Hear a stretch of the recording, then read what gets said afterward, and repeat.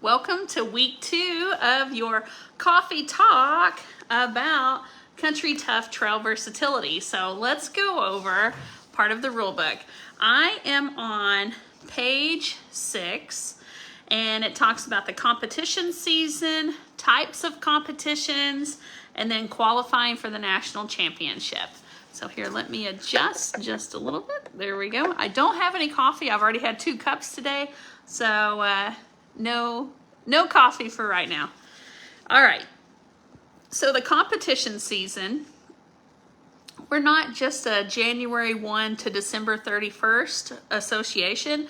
Our national championships are usually in September to October, one of those months. This in 2023, it was in September, and in 2024, it will also be in September. So it says, I'm so sorry. The competition season, it says, begins the day after the national championship and ends the last day of the national championship. So that is our beginning and end, okay? So the national championship for, let me look up the exact date for 2024. Oh, you know what? I have it at the back of the book. I forgot to put it there. It's September 20th through the 22nd. So September 22nd will be the last day of the season, which means September 23rd will be the first day of the next season.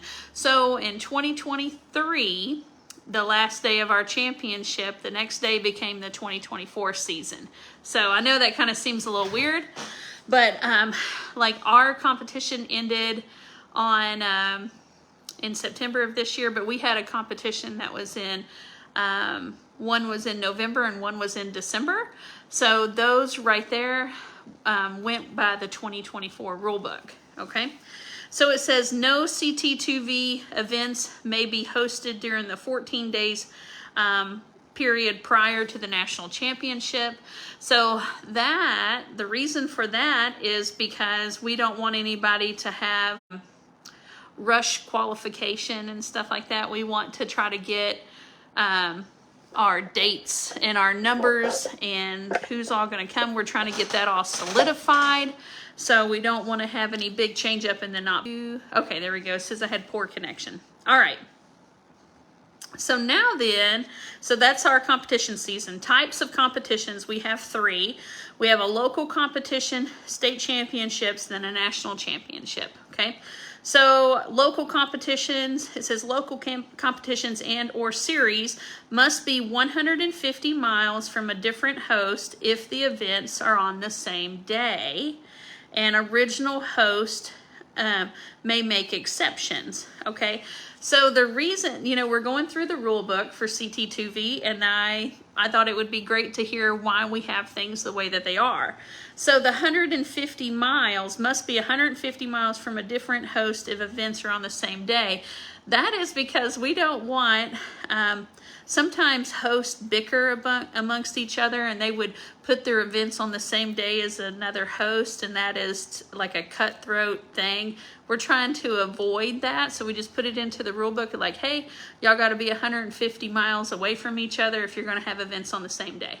We're just trying to make everything just kind of go through nicely. I've had it in the past before where I'd hosted some associations and there was a little bit of bickering, and so we just took that away, okay? There's state championships. If there are no other hosts, then your competitions or series may become a state championship. So we have someone that's talking to us from Oklahoma, and if they want theirs to be a state championship, if they're hosting, then it automatically becomes a state championship. It says if other hosts join CT2V, so let's say that the Oklahoma person picks up and decides to host, and then somebody else from Oklahoma starts hosting CT2V, the original host will be able to retain the state championship, but will no longer be able to make it a series, but rather a single competition weekend. Okay, so let me read that again. If other hosts join CT2V, the original host will be able to retain the state championship, but will no longer be able to make it like a series, but rather just a single competition weekend. Okay, so that right there was done because, man, one time in one association, man, I had put in some back-breaking work to build that association up, and then just another person came in and took that state championship or regionals away. And so I like loyalty, you know. I want, if somebody paves the way and they start hosting, then I want to reward them with being able to allow them to keep the state championship, because it's a big deal, you know. It's how they're making their money. It's, you know, so I'm just trying to have loyalty to people.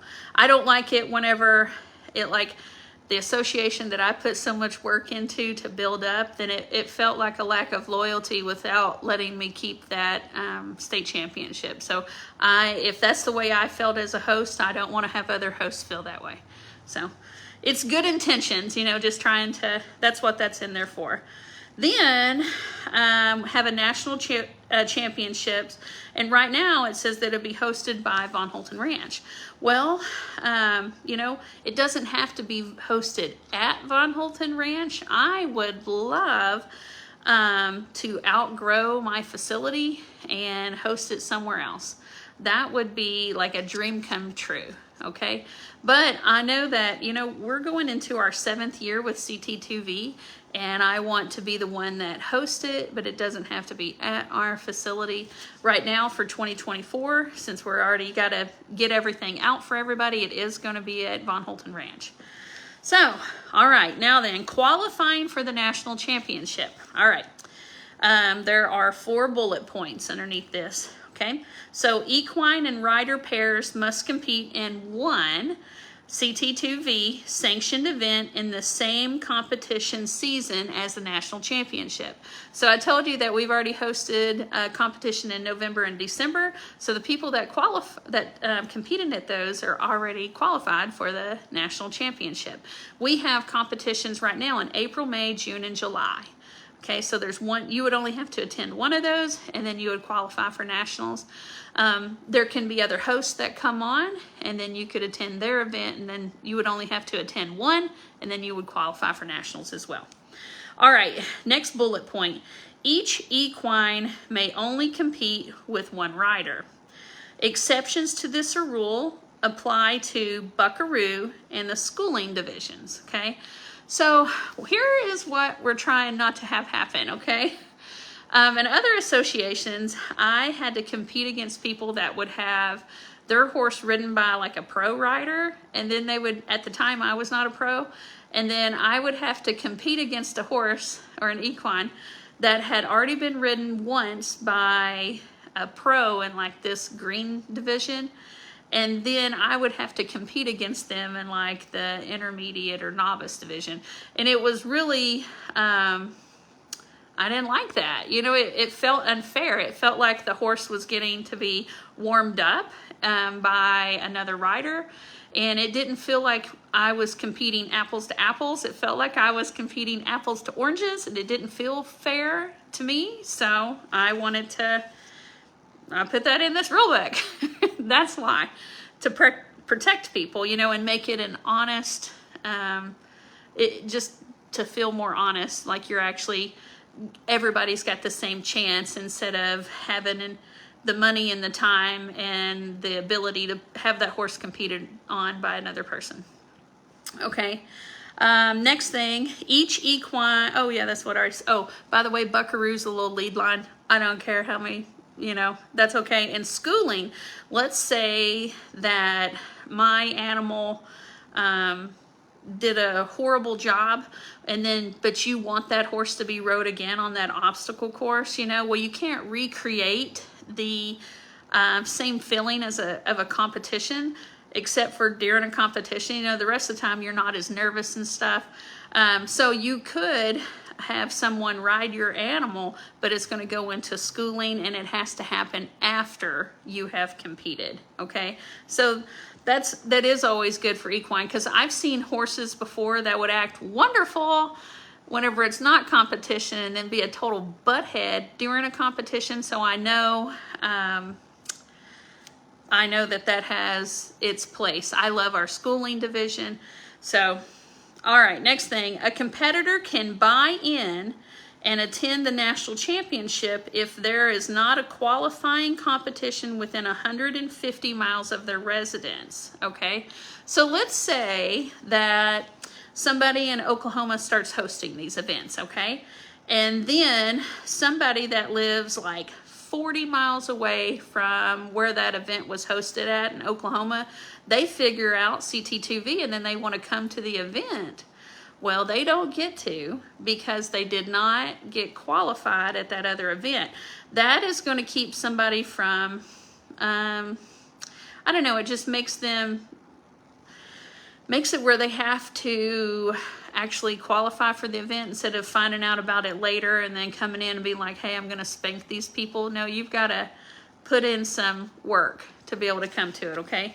But let's say that, oh my gosh, you find out about CT2V and you live 300 miles away and there was not a competition within 150 miles of you. Well, you can buy in and come to the national championship, okay? I actually bought in one time because I didn't, not to CT2V, to another association, and I was really happy about it because I didn't find out that they existed until later in the year, and then there was no more competitions to get qualified at. So I do like the buy-in option. My goal with CT2V is to get rid of that buy-in option, but right now we're trying to grow the association, okay? We have over 300 members.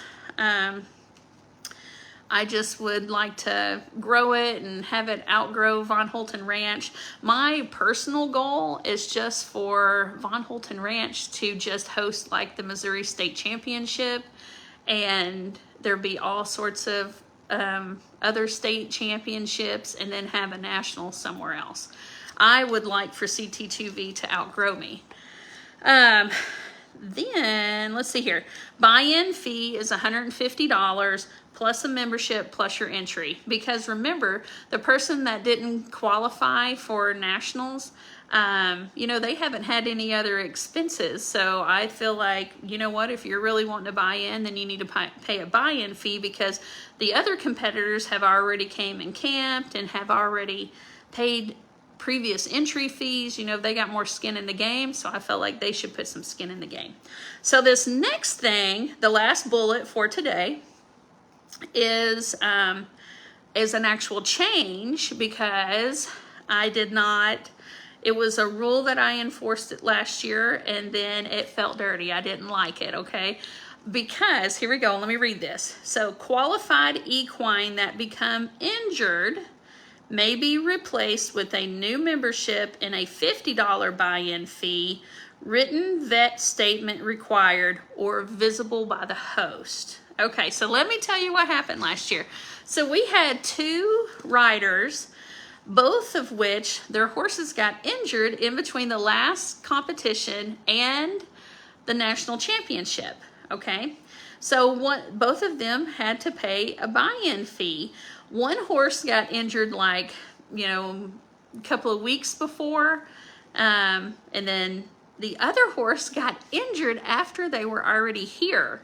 Okay, it you know, they put the horse in a stall and then it like kicked at another horse beside them and it hurt itself. Okay, so I felt like a dirtbag for charging them the buy-in fee because they were already here, they had already qualified, but then in our rule book it didn't have wiggle room. And I'm not one of those people that I don't change rules in the middle of something unless I absolutely have to, because I don't like whenever people are trying to hit a moving target. You know what I mean? I would rather stick with the rules for that year and then change it for the next year. So this right here is a changing. And the reason why I have it say written vet statement is because if it happens before national championships, then they just need to have me a written statement from the vet saying this horse is injured. Okay, and then they can do the buy-in for a different animal that was not qualified. Okay, but the other poor little girl that her horse got hurt, it got hurt here, so she wouldn't have the opportunity to have a written vet statement, you know. So That's why I put that in. Okay, so there's that. You know what? I think I will go ahead and go through membership because it's so easy. So membership in the Country Tough Trail Versatility is a privilege, not a right. There's a $20 membership fee. You will receive a membership card, a decal, and a printed copy of the rulebook. Okay, so it's only $20. And then the membership is valid from the day after the previous national championship through the conclusion of the current season's national championship. A current membership is required to compete in any CT2V. All right, 20 bucks. All right, guys, so there we go. This was week 2. I'm actually going to divide this out and keep going through the rule book so you can hear it from my mouth about what the heck we're doing in this rule book. Y'all have a wonderful day, and I hope you tune in next Tuesday for our coffee talk about the rule book. Have a great day.